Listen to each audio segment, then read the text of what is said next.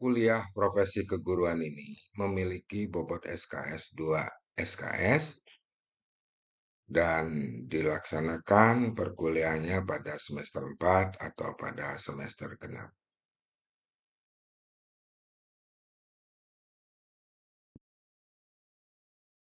Mata kuliah ini dimaksudkan untuk memberi kesempatan dan pelayanan kepada mahasiswa dalam membangun pemahaman tentang profesi keguruan. Artinya, di dalamnya terkait dengan kebijakan tentang guru, kemudian juga pemahaman tentang profesi guru, tugas pokok dan fungsi guru, pembinaan dan pengembangan guru, pembinaan keprofesian berkelanjutan, sertifikasi guru, dan organisasi profesi guru. CPL Prodi yang dibebankan kepada mata kuliah tersebut pada dasarnya sama dengan deskripsi mata kuliah, yaitu mengenai konteks pengembangan dan implementasi mengenai ilmu pengetahuan dan atau teknologi dengan bidang keahliannya pada satuan pendidikan sekolah dasar, termasuk bagaimana memahami kebijakan tentang guru dan profesi keguruannya. Area CPR, capaian pembelajaran lulusan, terdiri dari 5 CPNK. Yang pertama yaitu mengenai kebijakan tentang guru, yang kedua tentang rasionalisasi dan konsep dasar profesi keguruan, yang ketiga yaitu tentang standar kompetensi dan standar kualifikasi dan kompetensi guru, yang keempat tentang pembinaan dan pengembangan profesi guru, dan yang terakhir tentang sertifikasi kependidikan dan organisasi profesi guru.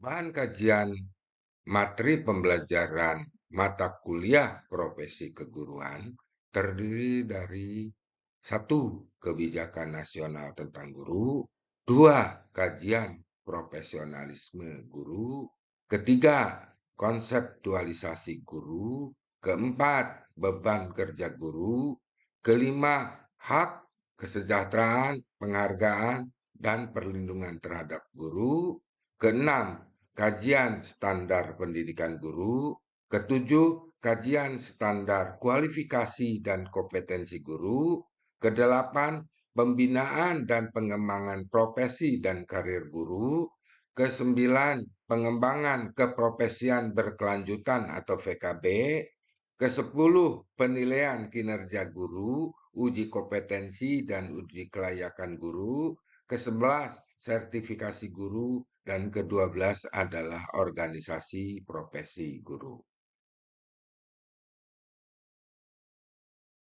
Bentuk pembelajaran dan mekanisme penilaian itu bisa diterangkan sebagaimana berikut. Yang pertama, bahwa bentuk pembelajarannya berupa tatap muka konvensional, kemudian diskusi, dan terakhir adalah pemberian tugas. Sementara untuk penilaian pada aspek indikator, ya tentang ketepatan menganalisis dan penguasaan materi makalah, sementara kriterianya dan teknik lebih dititik beratkan kepada rubrik deskriptif dan rubrik analitik. Proses pembelajaran dilakukan dengan cara interaksi antara dosen dan mahasiswa, memanfaatkan pendekatan SCL yang di dalamnya akan memunculkan tingkat aktivitas, tingkat kreativitas, dan inovatif dari dosen dan mahasiswa, sehingga output yang dihasilkan akan tercapainya capaian pembelajaran lulusan. Mekanisme proses pembelajaran, yang pertama, dosen melakukan penyampaian materi.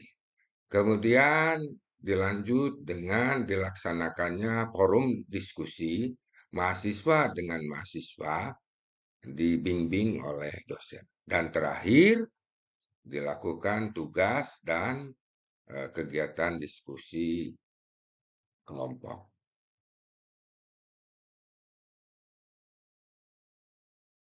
Mata kuliah ini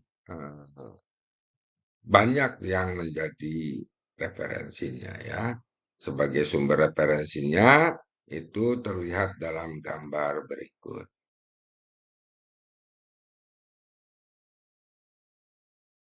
Terakhir, pada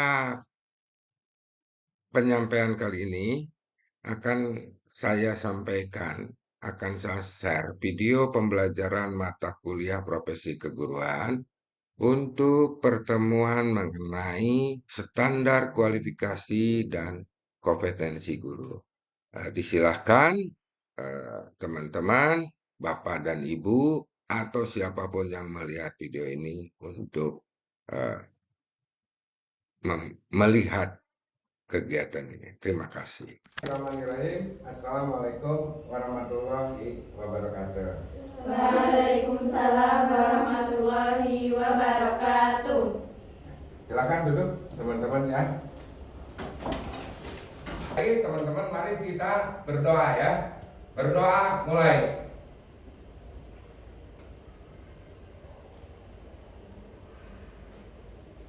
Oke, selesai. Hari ini siapa yang tidak hadir?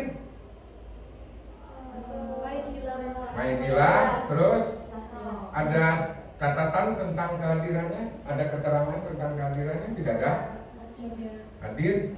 Pelaksanaan pertemuan ini ya, saya ingin memberikan gambaran bahwa salah satu aspek terpenting ya, dalam proses pendidikan itu adalah seorang guru ya. Guru itu paling tidak akan mewarnai peserta didik ya, gitu ya. Nah, kira-kira apa yang dimaksud dengan guru? Coba Saya Pak. Guru adalah seorang tenaga pendidik, pengajar, pembimbing, dan melatih peserta didik di satuan pendidikan. Guru adalah seorang pendidik, pengajar, pembimbing dan pelatih ya, di satuan pendidikan. ya. Kalau di satuan pendidikannya di mana? Berarti di sekolah ya, jadi nanti kamu akan menjadi seorang guru SD, guru yang sangat mulia. Ada lagi yang bisa menyampaikan komentar lain? Pandangan ya, Dira, Guru itu adalah sebuah profesi yang bertugas mendidik, membimbing, melatih, dan juga mengajar seorang siswa. Oke ya, sama-sama. Ada parah apa kira-kiranya? Seorang guru adalah fasilitator untuk mengoptimalkan pembelajaran di dalam kelas. Oke ya, semuanya juga baik ya. Pada intinya guru itu adalah seorang tenaga pendidik, seorang tenaga pengajar, dan seorang tenaga termasuk di dalamnya mungkin pelatih ya, dan pembimbing itu ya. Jadi guru itu adalah sama seperti yang disampaikan oleh Aida ya, bahwa guru itu adalah pendidik, pengajar, dan pembimbing, termasuk juga bisa menjadi pelatih. Ketika teman-teman menjadi seorang guru ya, pasti ada kualifikasi. Dan tadi kita berbicara tentang kualifikasi ya, sekarang kita berpindah pada kompetensi guru ya. Kompetensi guru SD itu sebagaimana diatur dalam standar kualifikasi dan kompetensi bagi seorang guru SD itu terdiri dari kompetensinya adalah pedagogi, kepribadian, sosial, dan profesional. Kompetensi pedagogi itu secara langsung berhubungan dengan proses pembelajaran. Jadi seorang guru itu harus memahami bagaimana cara ngajar, bagaimana menguasai materi pelajaran, dan bagaimana melakukan strategi-strategi pembelajaran di ruang kelas. Ya, itu ya. Jadi titik tolak dari kompetensi pedagogik adalah proses pembelajaran, penguasaan tentang materi, struktur, dan strategi bagaimana kita melakukan proses pembelajaran. Di sini ada 10 ya, teman-teman nanti silakan cari untuk kepentingan ini, cari tentang peraturan Mendiknas nomor 16 tahun 2007 mengenai standar kompetensi dan standar kualifikasi dan kompetensi guru ya.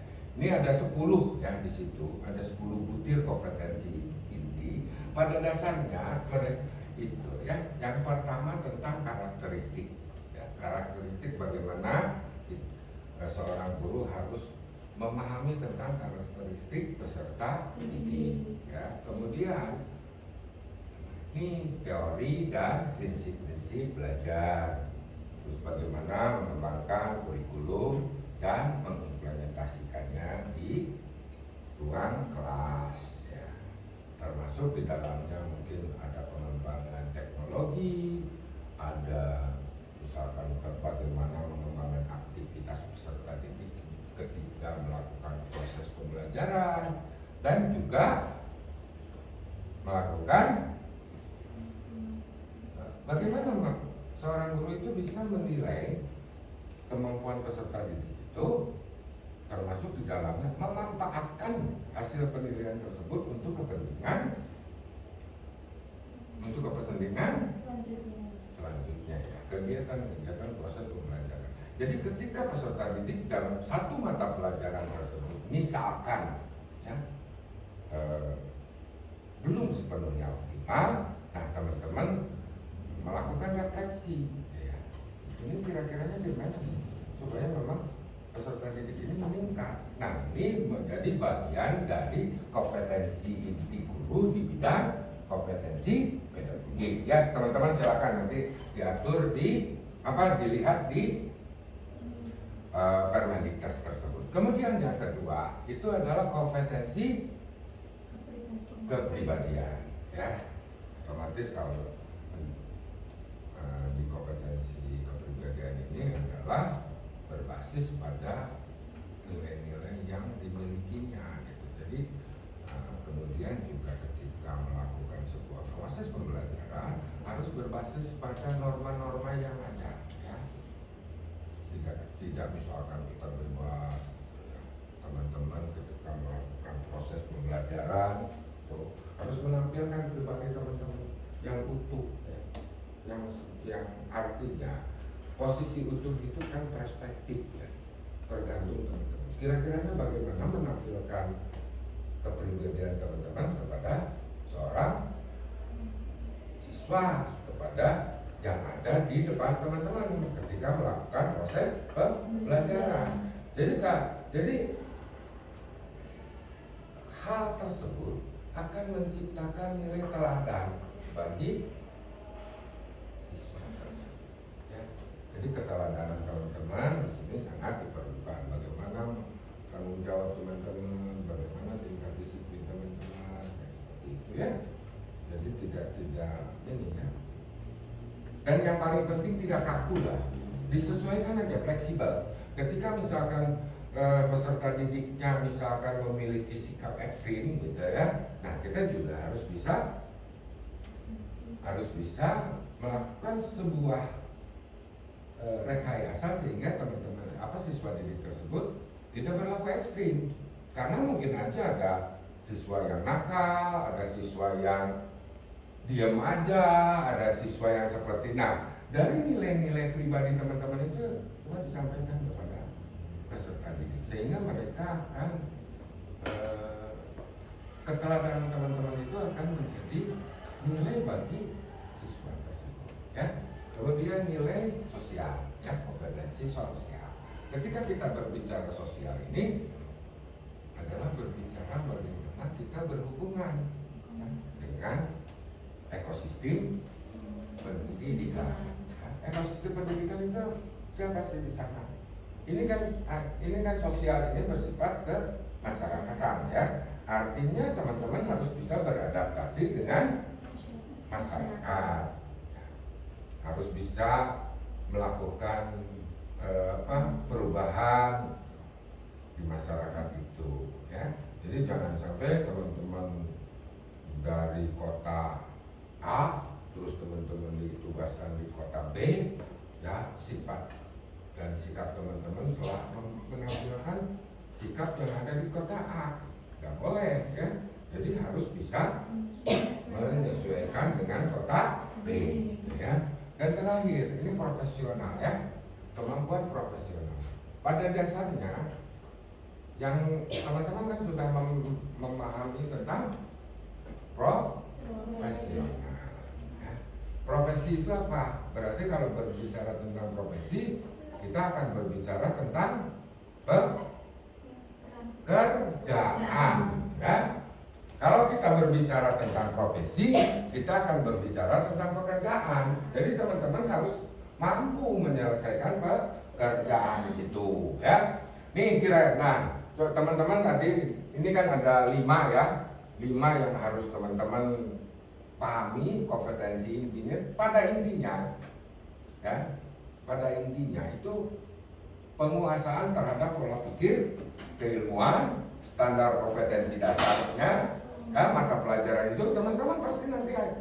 Jadi ada kompetensi dasar yang harus dikuasai oleh teman-teman ketika melakukan proses jadi seorang guru ya. Terus mampu mengembangkan pembelajaran mata pelajaran yang diampu. Jadi kalau teman-teman sekarang, kalau teman-teman menjadi guru SD berarti menjadi guru kelas. Ya, jadi perbedaan antara sekolah dasar dengan sekolah-sekolah yang lain itu ada. Sementara di tingkat SD kita berbicara tentang guru kelas, kalau di tingkat pendidikan menengah akan berbicara tentang guru mata pelajaran ya. Itu perbedaannya ya antara guru SD dengan guru guru sekolah menengah itu perbedaannya bahwa ketika kita berbicara tentang guru kelas berarti teman-teman harus menguasai semua mata pelajaran seperti itu ya. Apa mata pelajaran yang menjadi dasar kira-kiranya?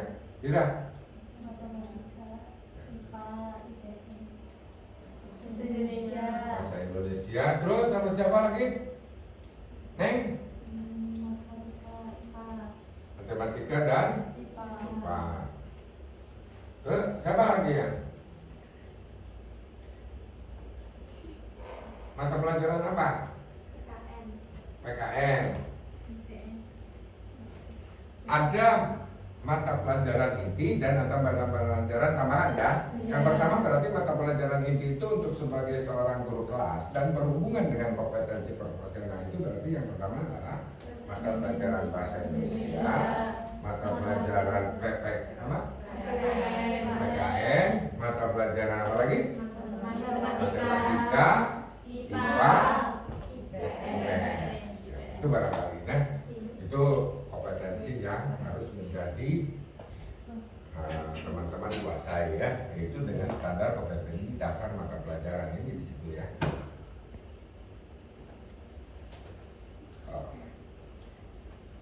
Teman-teman, kita tadi telah memahami tentang kualifikasi dan kompetensi guru ya.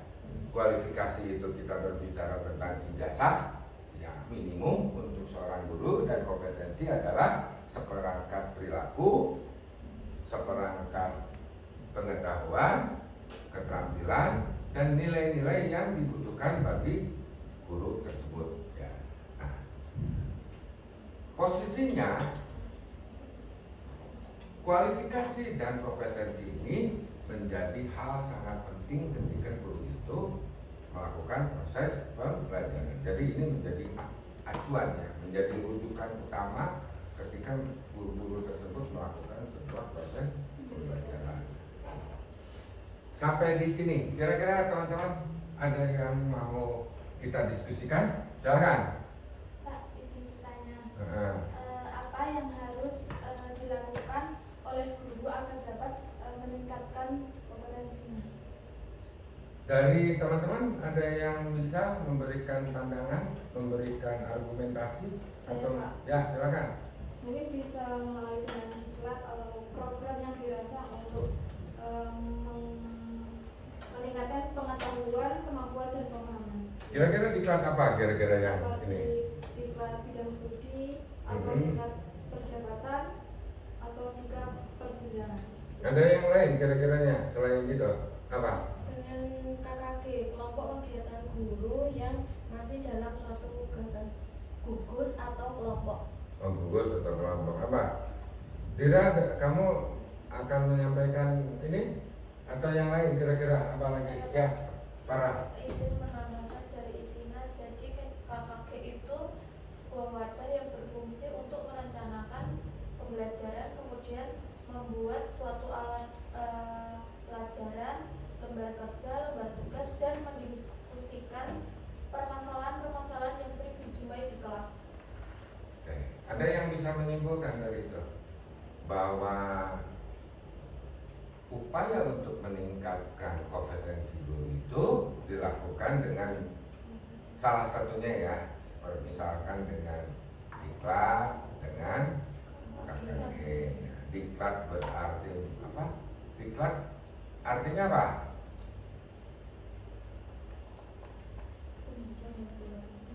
Oke, silakan Dira. Kira-kira apa? Diklat itu? Diklat itu kan seperti singkatannya ada pendidikan dan juga pelatihan. Nah, di sana itu ada prosesnya yang tujuannya itu untuk meningkatkan keterampilan dan juga pengetahuan dari seorang guru. Bisa kan diklat mata pelajaran? Bisa. Oh, bisa. Terus penjelasan tentang KKG, teman-teman silakan. Ada yang bisa memberikan gambaran lain? Silakan, ya. Apa kira-kiranya? Oke ya, nanti teman-teman coba di rumah masing-masing ya, mempelajari ini ya, menganalisis ini ya, sehingga teman-teman paham. Karena apa? Karena sebagaimana yang saya sampaikan tadi, kita kalau kualifikasi kan otomatis, karena kita kan sekarang sedang mengikuti pendidikan S1 ya, pendidikan guru SD itu tidak jadi masalah. Tetapi mungkin ada tambahan-tambahan untuk kepentingan tersebut biasanya melalui PPG ya, PPG ya, program pendidikan guru baik dalam jabatan maupun prakerja. Nanti teman-teman setelah selesai ini kan mungkin untuk menjadi guru itu pasti ada syaratnya itu ya, harus punya sertifikat PPG. Tetapi yang paling dipentingkan pada pertemuan kita kali ini yaitu mengenai kompetensi guru ya. Coba itu teman-teman, ini oleh teman-teman ya, pahami ya, bukan dihafal ya, pahami tentang kompetensi guru. Kompetensi guru itu terdiri dari pedagogi yang berhubungan dengan, berarti kalau berbicara tentang pedagogi yaitu berbicara tentang proses pembelajaran. Ya. Kedua, kompetensi kepribadian. Kalau kita berbicara dengan kompetensi kepribadian, berbicara tentang nilai-nilai dan sikap kita terhadap peserta didik sehingga bisa menjadi contoh atau teladan ya. Kemudian sosial. Nah, titik tolaknya dari mana? Kalau sosial berarti penyesuaian diri atau adaptasi dengan budaya dan lingkungan satuan pendidikan.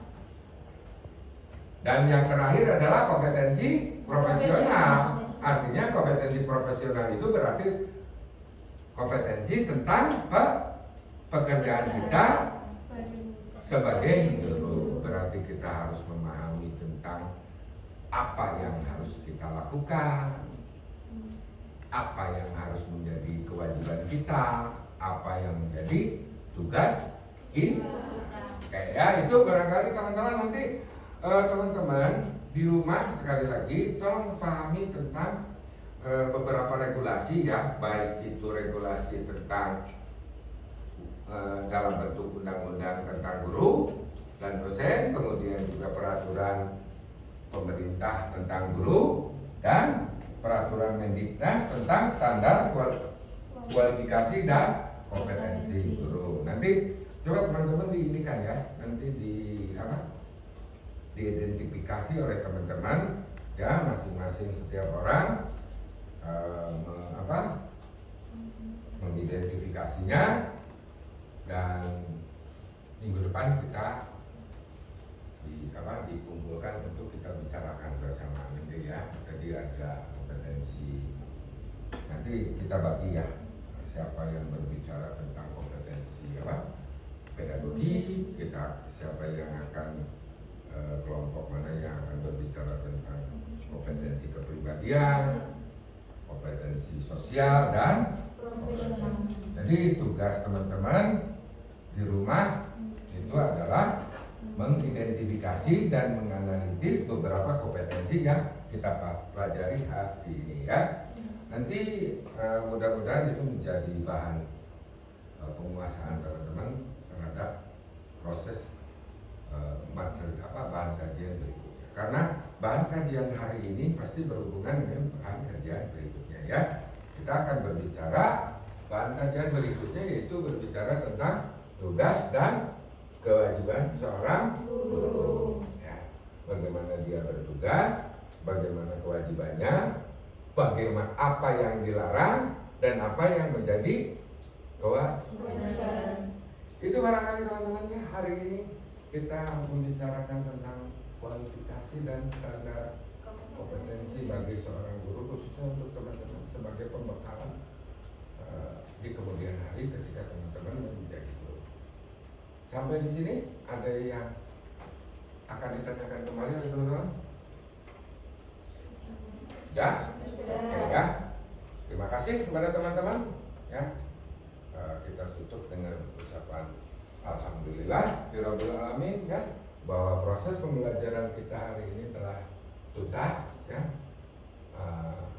Mudah-mudahan dapat dipahami oleh semua teman-teman dan selalu semangat belajarnya ya. Dan tetap karena guru adalah apa? Guru itu adalah penggerak utama ya. Guru itu adalah penggerak utama dalam pembentukan dan pengembangan sumber daya manusia. Tugas guru itu sangat penting. Oke, sampai di sini ya. Terima kasih ya. Silakan teman-teman ya.